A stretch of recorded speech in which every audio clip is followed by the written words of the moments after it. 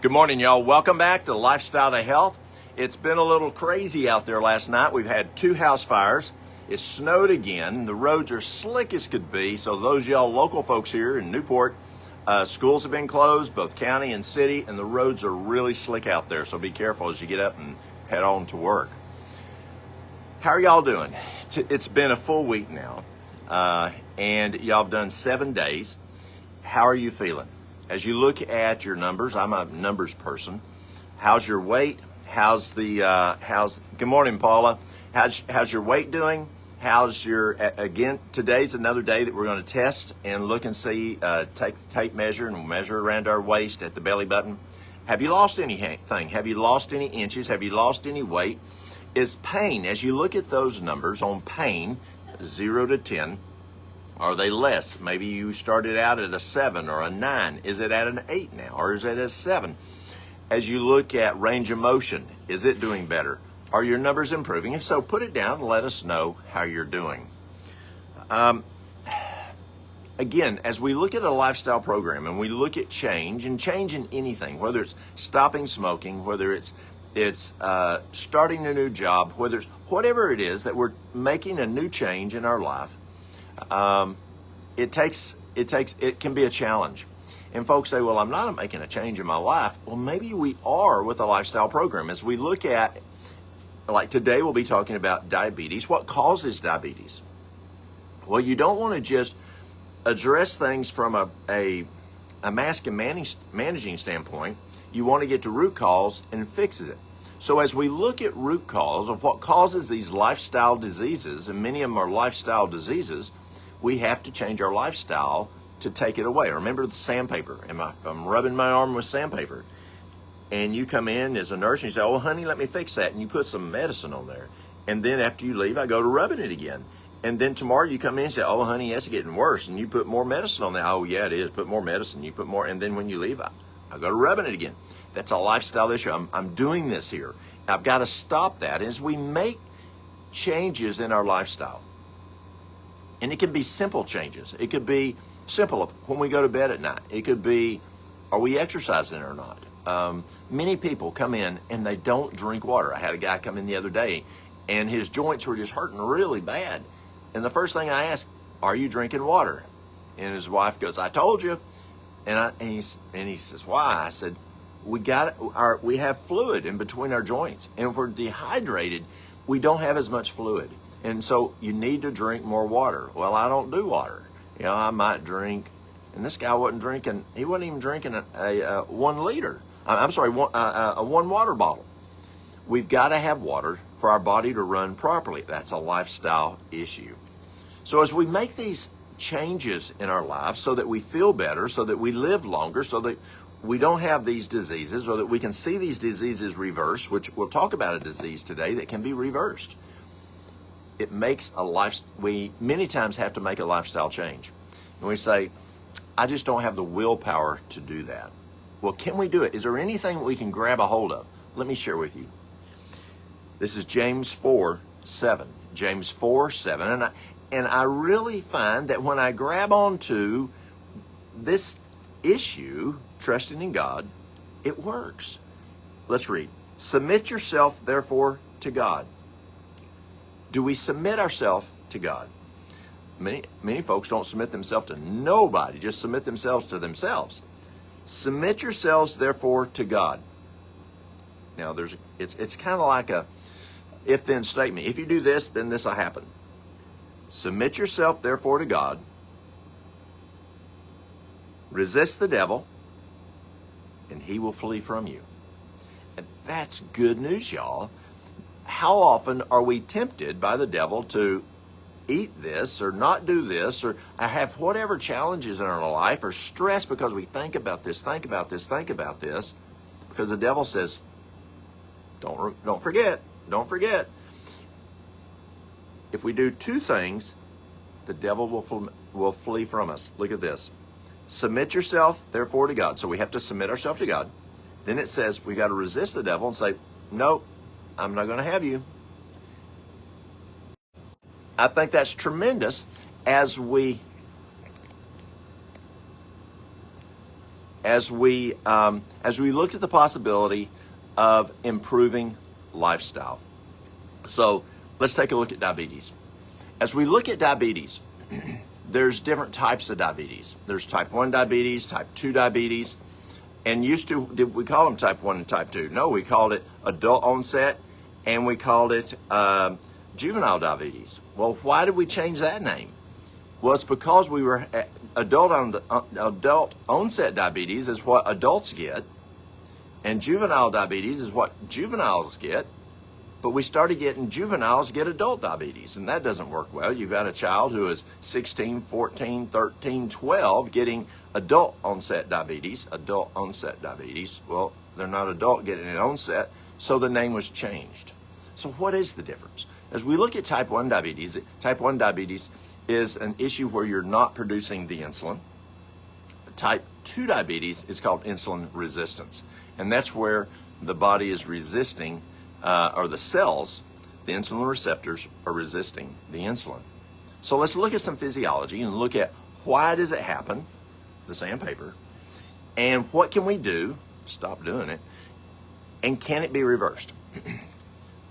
Type 1 and type 2 diabetes are two different diseases, and they tell us today that if they had known back then what they know now, they wouldn't even say diabetes on both of them because they're just so different. So what's the cause? There's two major issues with, three major issues with type 2 diabetes, and here's how it works. We first have to look at normal physiology. We have cells, trillions of cells in our body, and around each cell we have insulin receptors. And those little receptors insulin opens the receptor and allows glucose to get into the cell, and everybody's fine. And then you need more insulin, more glucose. The body has insulin open the door and let more glucose in. The problem is when the insulin receptor doesn't work right. And I found three things that causes that insulin receptor not to open right. And number one is if the cell gets too big.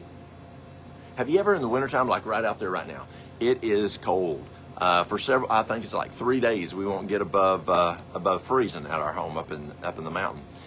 And when it's cold, have you ever tried to open a window and it just doesn't open right? Or tried to open a door and it sticks? Well, what happens as the cell gets bigger, that receptor just doesn't open right. The second thing is it can get clogged. The insulin receptor can get clogged with fat. It's kind of like a grease trap, or something getting clogged with something. And the third reason is inflammation. Well, what do we do to fix it? Can it be fixed? Or do we just have to keep giving medicine to try to force that insulin receptor to work? It can be fixed. I remember when I worked in healthcare for 20 years, I never saw diabetes reversed. You just didn't think of it. No, it can't be reversed. You've got it the rest of your life. Why? We were told that. You just have it the rest of your life and there's nothing you can do.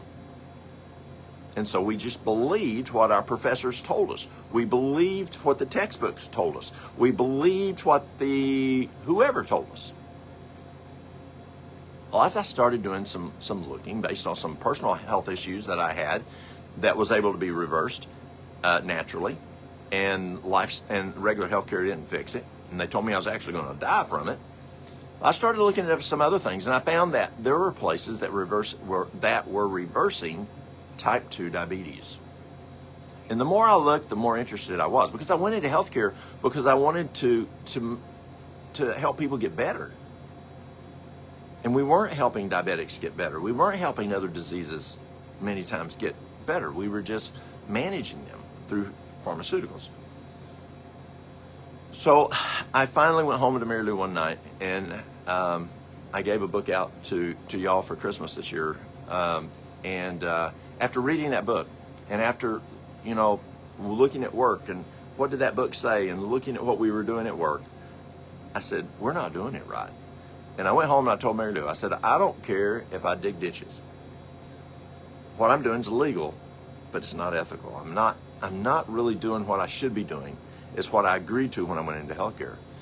And so I'm not getting to root cause. I'm not fixing it. They're still having the disease, and I'm not helping them get over the disease like we should. So I said, I'm changing. And so I had told corporate that I worked for that I was going to a place that you could reverse type 2 diabetes. And I remember they said, Walt, you're crazy. It can't be reversed. And then I said, you can even improve type 1 diabetes. And then they looked at me straight in the eye and they said, Walt, you are stupid. It cannot be reversed. Don't do that. You're going to ruin your reputation. Well, guess what? I did quit and working in that line of work. And I did go into a place outside of Washington, D.C. that we had over a 98% reversal rate of type 2 diabetes. So that meant we had patients from all over the world, and over 98% of them, their diabetes was plumb reversed. So how do you do it? Well, you got to fix the problem. You got to quit using the sandpaper. And so what was the problems? Well, what causes the diabetes to happen? 1, the cell gets too big. 2, it gets clogged up. 3, it gets inflammation. So if you stop that, reverse that, can the diabetes be reversed? Many times, yes. So what do you do? So how do you shrink the cell? You come back to ideal body weight. And what is ideal body weight? I like using, there's 2 different ones. Regular medicine uses one called BMI, Body Mass Index. BMI, and it's real simple. I like going to Mayo Clinic, go to Mayo Clinic, type in Body Mass Index, Mayo Clinic, click. And it will bring you, you can go to images, and it will bring you a chart that Mayo Clinic has put out. BMI, it's a nice looking chart, and it has how tall you are, it has how much you weigh, and you just go across there and go up, and it tell you your BMI. And you want to stay in the green. To reverse diabetes, you need to be in the green, not the yellow, not the red, not the orange, in the green. If you're in the yellow, the orange, the red, you got to be in the green. And people will tell me, well, Walt, I'm big boned. I'm just, that's just not how my body works. And that is true. I had a guy come in and stand right there. And this guy was in his mid-60s. He would break the Guinness Book of World Records at least once a year. And he looked like a bull. I mean, he's just... And when I would look at his height, look at his weight, he was off the chart on BMI. And if you walked up to him, it would be like trying to squeeze the screen right here and get some fat off of it. You wouldn't. It was just like squeezing on a board. This guy was massive muscle. But muscle weighs a lot. And this guy just was a heavy guy because he had massive amount of muscle. So how do you fix that for knowing how much a person should weigh? Well, sports medicine uses something called percent body fat. And back years ago, we used to go and squeeze people. Remember how we go and use the little devices and squeeze them and measure their fat? Before that, what they first started doing was dunking people in a cylinder and looking at water displacement, and that was how you figured percent body fat. And then we started using the fat calipers, and we would check their fat, pinching them here and pinching them here. And well, people don't like being pinched no more. And guys shouldn't be, as they go pinching on women, that just doesn't work good. So what do? So there's a scale, and I've got one. You can get it at your, Walmart or wherever you go shopping. And it's not that expensive. It's probably around $40-something, $30-something. And it will look at your weight, but also you can put it to percent body fat and take your shoes and socks off and stand on it, and it will send a current up through you, and it will tell you your percent body fat. Now they have some that you can hold on to, like the Omrons, but the ones you get at the store and you use as a scale, but you can also use that to tell your percent body fat. Now men and women do not differentiate on the BMI. It's the same. But on percent body fat, it does. And that's based on just how men and women are proportionally different. And so there's a certain percentage for women and a certain percentage for men. And based on if you want just average percent, if you want a person who exercises, or you want athlete or super athlete, there's different numbers. And the more super athlete you are, that percent can go down. But it can tell you what a healthy percent body fat is for men, a healthy percent body fat for women, and it can actually even deviate based on age.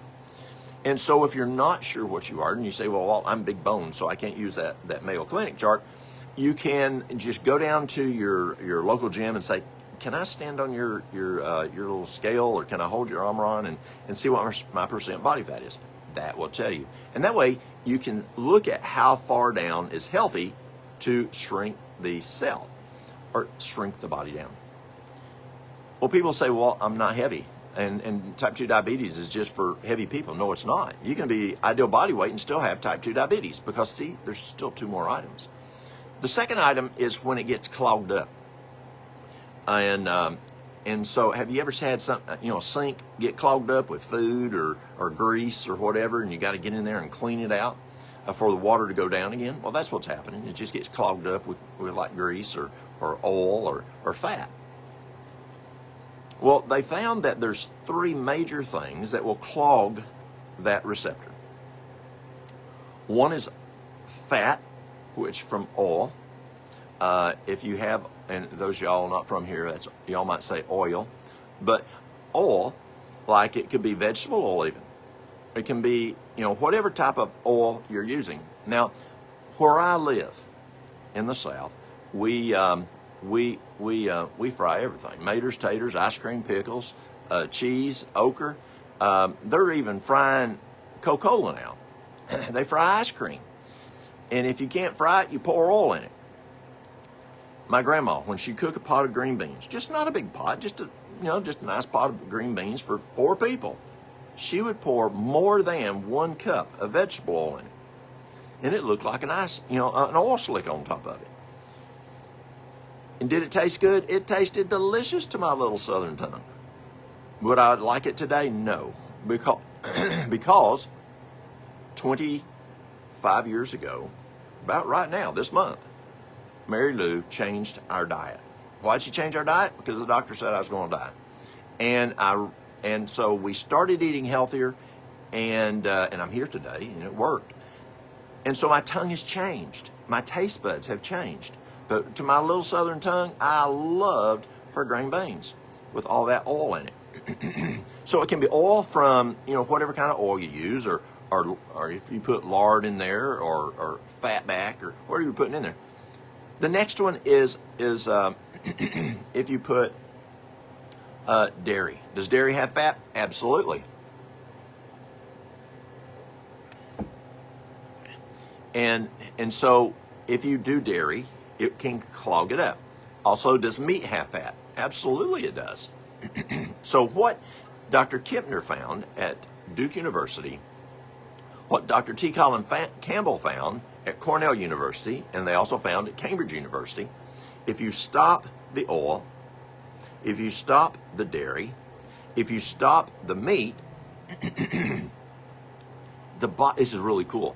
The body will clean that out, and it will clean all that clog out, and then that receptor starts working again.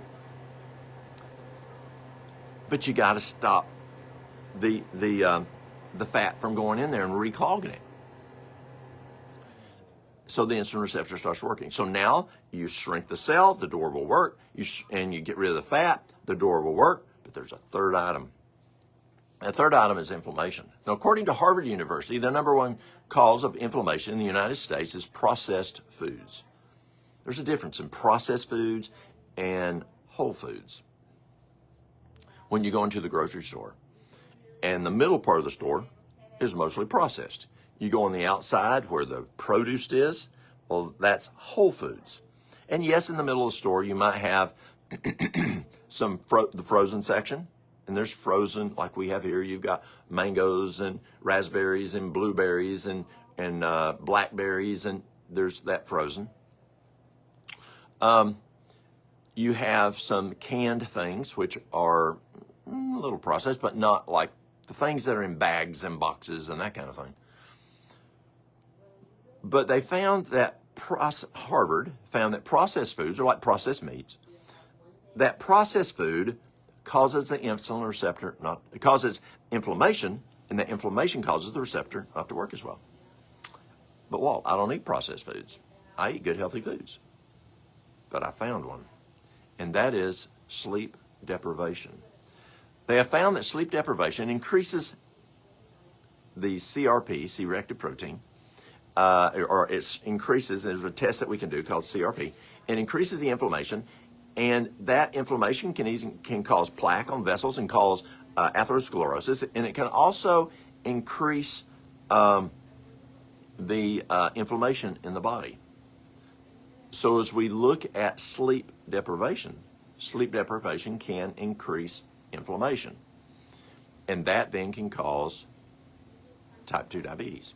So you're actually going to have a person die of an MI, myocardial infarction, based on an occlusion, based on the plaque buildup, based on the inflammation, based on sleep deprivation.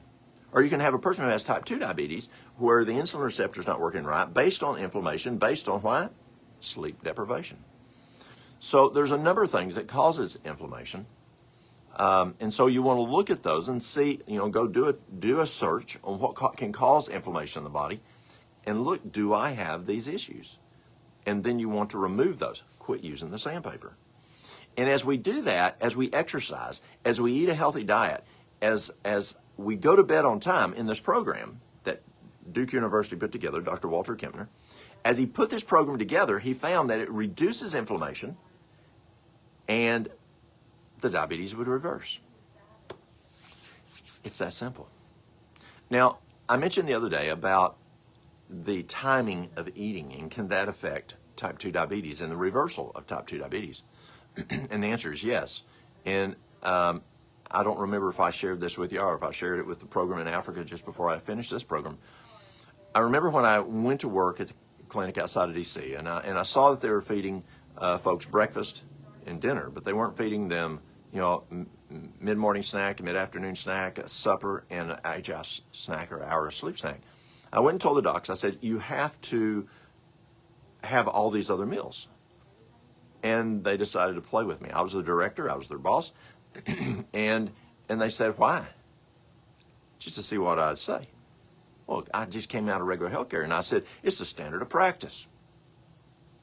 What practice? Allopathic, what I just left. Why? Well, that's what the American Dietetic Association says. Okay? How many diabetics did you reverse over that 20 years, Walt? I walked out of the room because I knew real quick, 0. And we had over a 98% reversal rate there. So I had to do some more studying. I had to get out of this situation. So I went back to my office and I called this lady, Dr. Agatha Thrash, who is very smart on this issue. And I called her and said, Dr. Agatha, even though the numbers are here, we're over 98%, but this must be terrible awful for people because we're told not to do this. And she started laughing. And she said, Walt, that is how you reverse type 2 diabetes, is you don't eat supper. You don't eat a mid-morning snack. You don't eat an afternoon snack. You don't eat supper. You don't eat an HS snack, hour of sleep snack. You just eat breakfast. You just eat dinner, the noon meal, not supper, the noon meal, dinner. And she said, that is how you reverse diabetes rapidly. And yes, there are programs out there that have breakfast, dinner, and a light supper, but don't eat the snacks. And yes, you can get diabetes to reverse. It just takes longer. Why? Well, because when we eat breakfast, it increases metabolism, we burn calories. When we eat dinner, it increases metabolism, it burns calories. And around 3 o'clock, Dr. Koop found that metabolism turns down. And so when we eat that supper, it's just not as efficient in helping us lose weight. And that major cause of type 2 diabetes is being overweight. Yes, again, we have the issue of being clogged up with fat. Yes, we have the problem with inflammation. But a big part of it is we got to come down to ideal body weight. And when you eat after 3 o'clock, it slows that process down significantly. So those of y'all who've been on this program for a week and you said, well, I really need to eat something for supper, and so I'm doing supper. Well, but I'm just really not losing weight as fast. Well, there's 2 big things. Are you not eating after 3? And 2, are you exercising? Are you exercising that 4 times a day, especially, but at least once, but that 4 times a day even reverses it, according to Duke University, faster. And that's what we're looking for. We're doing a 31-day program. We want to get over this thing, get better, and get on now to a maintenance program and not just the restoring process. We don't want to restore it forever. Like atherosclerosis, Cleveland Clinic found that you can reverse atherosclerosis by a certain diet, and we'll talk about that diet, but it takes about 1.5 years, 2 years. But we can reverse it much faster here. You know, we can see atherosclerosis. I had a lady come in just last year, and it was a little bit before summer. Her husband had 70% blockage in his heart, and she said, "Well, what can we do?" And so we did something we'll talk about on this program. And in 2 months, he was down to 5%, and at 3 months, he had 0 occlusion in 3 months. So if we can do it rapidly through programs like we're going to talk about on this program, so stay with us. Don't, this 31 days, stay with us and you'll learn some really cool stuff here. Is in 3 months, we totally reversed it. He didn't have to wait 1.5 years or 2 years. Well, you don't make messing around with atherosclerosis. You could have a heart attack. And so let's get it over with. And, as Barney said, nip it in the bud, nip it. And so that's what we're trying to do here. So on type 2 diabetes, as you do the diet, as we do this restoring program, the Duke program, or you're doing the juicing that y'all are out there juicing, which is doing the Jack LaLanne program, or the Dr. Norman Walker or the Joe Cross, you're doing that. That works too. They're both programs work. It's just depending on which one works best for you. So there's 2 things you got to watch though. How do you know how long to stay on it? How do you know how to manage your medication? So as you start losing the weight, your glucose is going to start coming down. And as I mentioned here before, low blood glucose is not diabetes. That's because you've done one of 2 things. Either you've eaten too much food for the amount of medicine you've taken, or you've taken too much amount of medicine for the amount of food you've eaten.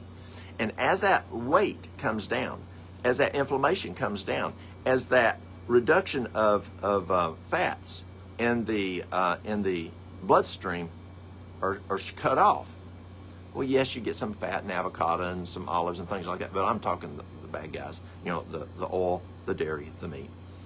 What happens is your blood sugar starts coming down, and your medicine's going to keep pushing you down. And so what do? Those of y'all who know how to do sliding scale, you've been taught how to just cut back on the amount of medicine that you use.